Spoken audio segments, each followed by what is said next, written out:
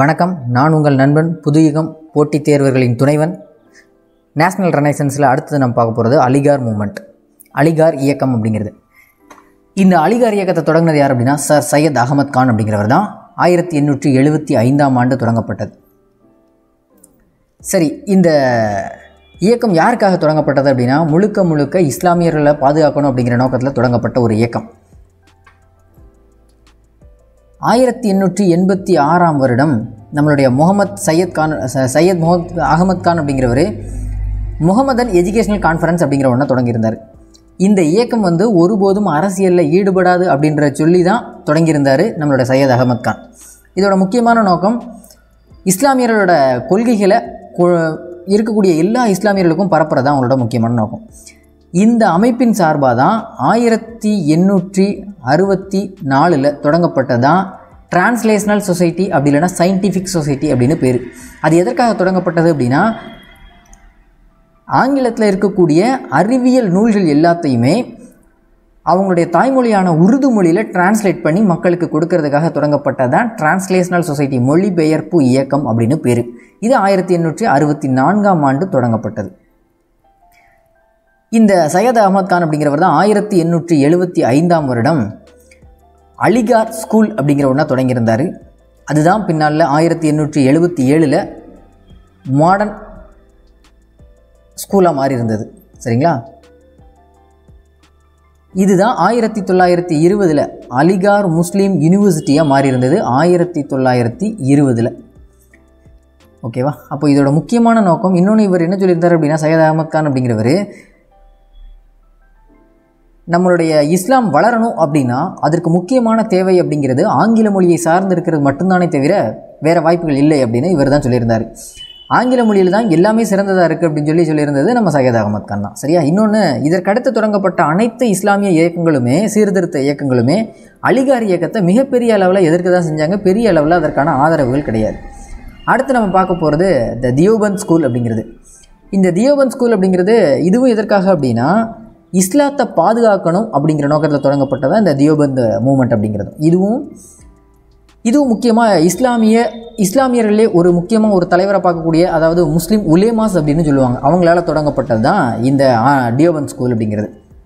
இதோட 2 முக்கியமான அப்ஜெக்டிவ் நோக்கம் என்ன அப்படின்னா இவங்களுக்கு இஸ்லாத்தோட புனிதத்தை பற்றி மக்களுக்கு சொல்லிக் கொடுக்கணும். முக்கியமான நோக்கம், அதாவது அவங்களோட குரான், ஹாதி இது 2ஐயும் மக்களுக்கு கொண்டு போய் சேர்க்கணும் அப்படிங்கிறது தான். அது மட்டும் இல்லாமல் இதை ஒரு ஜிஹாத் அப்படின்னு அறிவித்தாங்க, புனித போர் அப்படின்னு. எதனால் அப்படின்னா மற்ற மதங்களோட ஆக்கிரமிப்பு, அதாவது வெளிநாடுகளிலிருந்து வரக்கூடிய மற்ற மதங்களோட ஆக்கிரமிப்பு அதிகமாக இருந்ததுனால அந்த மதத்திலிருந்து நம்மளோட இஸ்லாம் மதத்தை பாதுகாக்கணும் அப்படிங்கிறதுக்காக இதை ஒரு புனித போராகவே அறிவிச்சிருந்தாங்க. சரியா? இந்த தியோபந்த் ஸ்கூலை தொடங்கிறதுக்கு முக்கியமான 2 பேர் இருந்திருந்தாங்க. அதில் ஒருத்தர் பேர் முகமது காசிம் நானட்டோவி. முகமது காசிம் நானட்டோவி. இன்னொன்று ரஷீத் அகமது கங்கோஹி. இவங்க 2 பேரும் முக்கியமான ஆட்கள் இந்த தியோபந்த் ஸ்கூல் தொடங்கினதில். இவங்களுக்கெல்லாம் அப்புறம் தான் பின்னால் புதுசாக வந்த ஒரு நியூ உலேமா லீடர் தான் முகமது உல் ஹாசன் அப்படிங்கிறவர். சரிங்களா? அப்போது இந்த தியோபந்த் இயக்கமே கிட்டத்தட்ட முழுவதுமாக அந்த ஸ்கூலில் என்ன சொல்லிக் கொடுத்தாங்க அப்படின்னா இஸ்லாத்தை பற்றி தான். இஸ்லாம் மட்டுமே அடுத்த தலைமுறைக்கு மிகச்சரியான அளவில் போதிக்கப்பட்டால் மட்டும்தான் இந்த இஸ்லாமிய மதத்தை பாதுகாக்க முடியும் அப்படின்னு அவங்க நினச்சிருந்தாங்க.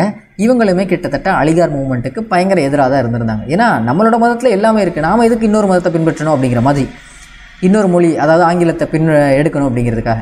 அடுத்து சீக் ரெஃபார்ம் மூவ்மெண்ட்டு, சீக்கியர்களுக்கான ஒரு சீர்திருத்த இயக்கம். இதில் 2 முக்கியமான ஆட்கள், ஒன்று பாபா தயால்தாஸ், இன்னொன்று பாபா ராம்சிங். இவங்க 2 பேருமே தனித்தனி இயக்கங்களை தொடங்கியிருந்தாங்க. இவர் நிரங்காரி மூமெண்ட்டு, இவர் நம்தாரி மூமெண்ட். நிரங்காரி அப்படின்னா என்ன அர்த்தம் அப்படின்னா கடவுளை தான் வணங்குறாங்க 2 பேருமே, ஆனால் இவர் உருவமற்ற கடவுளை வணங்குறதா நம்ம பாபா தயால்தாஸ் சொல்லியிருந்தார். பாபா ராம்சிங் அப்படிங்கிறவர் ஒரு சின்னதாக ஒரு கத்தி மாதிரி அதை தன்னோட இறைவனுக்கு பதிலாக அதை வணங்குறதா அவங்க ஒரு சொல்லியிருந்தாங்க. சரிங்களா? அப்போ இவங்களுக்குன்னு ஏதோ ஒரு உருவம் இருக்குது பாபா ராம்சிங்க்கு, பாபா தயால்தாஸ்க்கு எதுவுமே கிடையாது, நிரங்காரி, அதான் ஃபார்ம்லெஸ் அப்படின்னு. இவங்களுமே என்ன சொல்லியிருந்தாங்க அப்படின்னா ஒயிட் கிளாத்ஸை தான்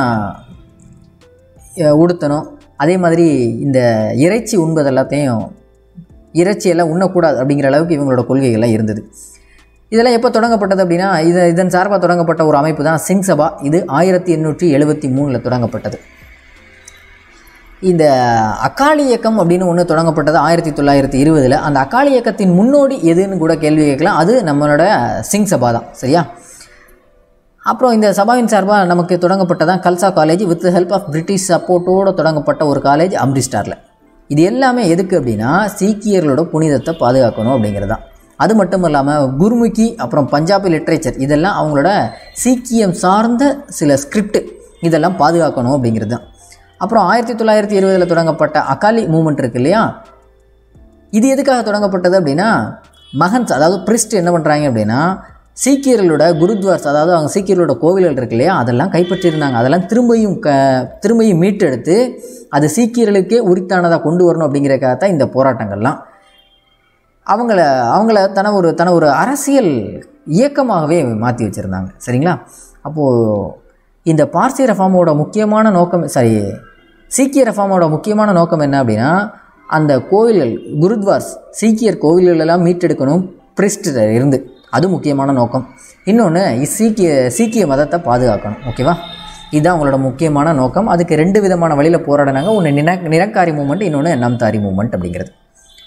அடுத்து பார்சி ரெஃபார்ம் மூமெண்ட், பார்சி சீர்திருத்த இயக்கம். இந்த மொழி பார்சி அப்படிங்கிறது ஒரு மதம் சார்ந்த ஒரு சீர்திருத்த இயக்கம் தான்.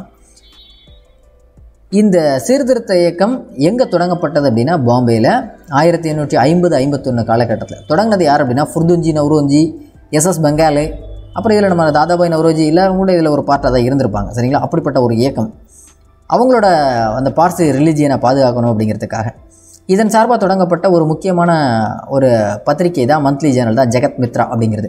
அதுபோக இந்த பார்சி ரெஃபார்ம் மூமெண்ட்டோட ஒரு முக்கியமான பத்திரிகை என்ன அப்படின்னா ராஸ்ட் கோஃப்டர் அப்படின்னா ட்ரூத் டெல்லர் அப்படின்னு அர்த்தம். அதாவது உண்மை பேசுவோர் அப்படின்னு அர்த்தம். இதுதான் அவங்களோட ஒட்டுமொத்த போராட்டத்தின் முழக்கமாகவும் இருந்தது இந்த ராஸ்ட் கோஃப்டர் தான். ஓகேவா? அதுபோக இவங்க தொடங்கியிருந்த ஒரு அமைப்போட பேர் தான் ரஹ்னுமாய் மஸ்தியாஸ்னன் சபா.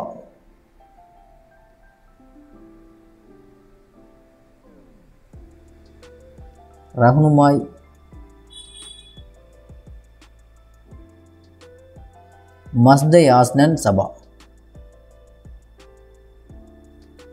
மஸ்தியாஸ்னன் சபா. அதுவும் 1851 தொடங்கப்பட்டதான். நெக்ஸ்ட் செயின்ட் ராமலிங்க, அதாவது நம்ம தமிழில் ராமலிங்க அடிகள் அப்படின்னு சொல்லுவோம், அல்லது வள்ளலார். 19th செஞ்சுரியில் இருந்த முக்கியமான ஒரு சமூக சீர்திருத்தவாதின்னு கூட சொல்லலாம். சரியா? இவர் பிறந்த இடம்னு பார்த்தோம் அப்படின்னா கடலூர் பக்கம். சரியா? இவர் தன்னோட சின்ன வயசுலேயே தீவிரமான சிவபக்தராக இருந்திருந்தார் நம்ம வள்ளலார். இவரோட குடும்ப சூழ்நிலை காரணமாக திடீர்னு சென்னைக்கு மைக்ரேட் ஆக வேண்டியிருந்தது. அங்கே இருந்தாலுமே அவர் அங்கேருந்து அடிக்கடி இங்கே சிதம்பரத்துக்கு வந்து போயிட்டு தான் இருந்தார். ஏன்னா அந்தளவுக்கு சிவனோட பக்தர். அப்படி வந்து போகிற போய் தான் இவருக்கு அந்த கருங்குழி அப்படிங்கிற இடத்துலலாம் தங்குறதுக்கான வாய்ப்பு கிடைக்கிது. அதில் முக்கியமான வடலூர் அப்படிங்கிற இடத்துல தான் தங்குறதுக்கு வாய்ப்பு கிடைக்கிது. அந்த வடலூர் தான் பின்னால் இவரை இப்போவும் போற்றி வணங்கக்கூடிய ஒரு இடமா இருக்குது. சரியா? அப்புறம் இவர் சில அமைப்புகளை தொடங்குறாரு. 1856 அப்போ தொடங்கப்பட்ட ஒரு அமைப்பு தான் சமரச வேத சன்மார்க்க சங்கம். வேத சன்மார்க்க சங்கம்னு தொடங்கியிருந்தார். அப்புறம் ஒரு 9 வருடங்களில் தன்னோட போக்கு மொத்தத்தையும் மாற்றி அந்த வேத அப்படிங்கிற வார்த்தையை எடுத்துகிட்டு சமரச சுத்த சன்மார்க்க சங்கம் அப்படின்னு தொடங்கியிருந்தார். சமரச சுத்த சன்மார்க்க சங்கம். சரி, இந்த சுத்த சன்மார்க்க சங்கம் அப்படிங்கிறது என்ன அப்படின்னா அவர் கொஞ்சம் கொஞ்சமாக டிரான்ஸ்ஃபார்ம் ஆகிட்டே வரார். கேஸ்ட்லெஸ் சொசைட்டியை தொடங்கணும் அப்படிங்கிறது தான் இவரோட நோக்கமும் கூட. அப்புறம்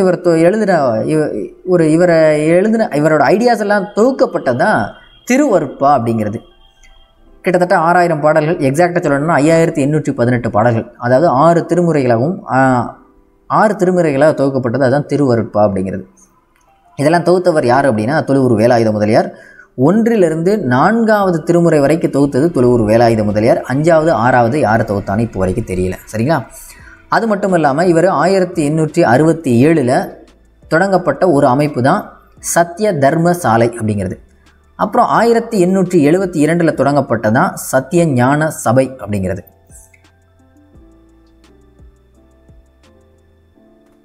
அதே மாதிரி இவர் கடவுளை நம்ம வழிபடுற விதம் இருக்கு இல்லையா, எங்கே பார்த்தாலும் சிலையை பார்த்தாலும் வழிபடுறோம், மரத்தை பார்த்தாலும் வழிபடுறோம். இதெல்லாம் தேவையில்லை, இதெல்லாம் மூடநம்பிக்கைகள் தான். அதனால் இதெல்லாம் விட்டுட்டு நாம் இறைவனை வணங்குறது அப்படின்னா வெறும் ஒளியை தான் வணங்கணும் அப்படின்னு சொல்லி எளிமையான கடவுள் வழிபாட்டு முறையை சொன்னதும் நம்ம ஐயா வள்ளலார் தான். சரியா?